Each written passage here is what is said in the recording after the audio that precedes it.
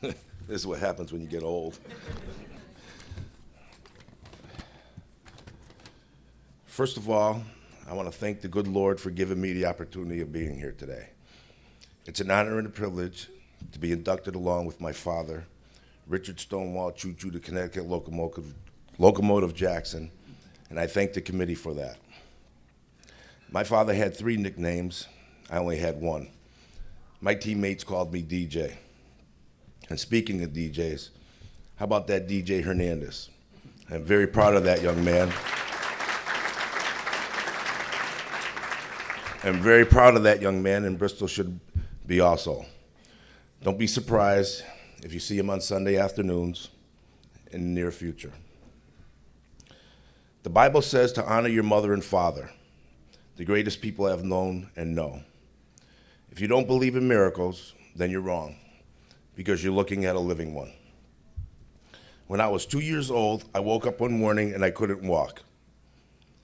So my parents took me to the doctor, and he told them that I had polio and I would never walk again. For anyone who knows my parents, then you know that they weren't going to let that happen. My father brought me a tricycle so I could get around the house since I couldn't walk, and my mother took me to Newington Children's Hospital 5 days a week for 3 years. The bicycle and the treatment strengthened my leg, and I not only walked again, but 7 years later, I was running around with the Dallas Cowboys and the New York Giants for 4 years. That was miracle number 1. When I came home for my first day of school, my father tells the story that I asked him, "Daddy, when can I quit school?" You see, I had a learning disability, dyslexia. The teachers told my father and mother that I was mentally retarded, and that my father, being an educator, said no way, and he wouldn't let me quit. And because of that, I graduated from Columbia University as one of 15 students honored at graduation. That was miracle number 2.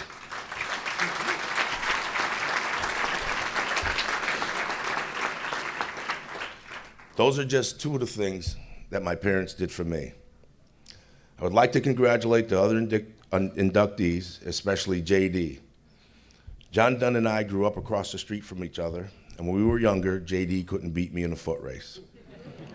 And then when he got to high school, and in the words of Bill Hyland, he ran by me so fast I almost caught a cold.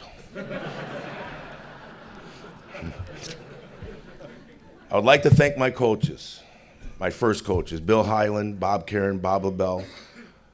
These coaches were my midget football coaches. My high school coaches, Jack Carpenter, Pete Torres, and Ralph Papazian.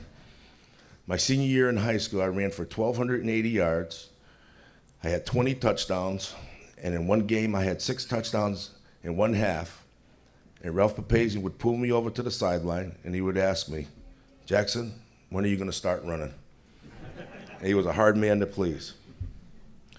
There's one other coach that was special to me, and I never thanked him for what he gave me. When I was in high school, I thought this coach hated me. He would be in my back every second of practice, and I never understood why until I got to my first practice with the Dallas Cowboys. And this coach, Mike Ditka, was all over me, and I said to myself, "What the heck is George Redmond doing here?"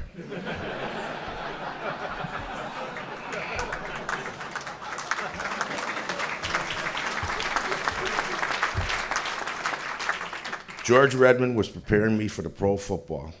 He gave me a toughness as a kid, and it carried over all the way to the NFL, and I thank him for that.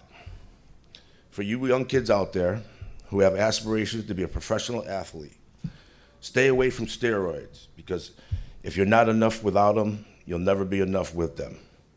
And if I can do it, so can you. And whatever your mind can conceive and believe, your mind can achieve. And it doesn't matter if you try and fail. What matters is if you try and fail to try again. Thank you.